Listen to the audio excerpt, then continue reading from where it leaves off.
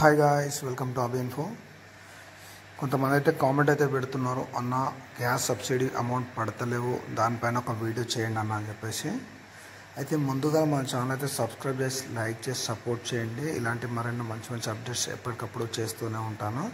అయితే విషయంలోకి వస్తే చాలామంది ప్రజాపాలన అప్లికేషన్ చేసిన తర్వాత ఎవరైతే అధికారులు ఉన్నారో ఎంపీడీఓ ఆఫీస్లో, ఎంఆర్ఓ ఆఫీస్లో ఆన్లైన్ చేసేటప్పుడు ఏదైతే కన్జ్యూమర్ నెంబర్ ఉంటుందో అది రాంగ్ ఎంటర్ చేయడం వల్ల చాలామందికి అయితే సబ్సిడీ అమౌంట్ అయితే పడడం లేదు.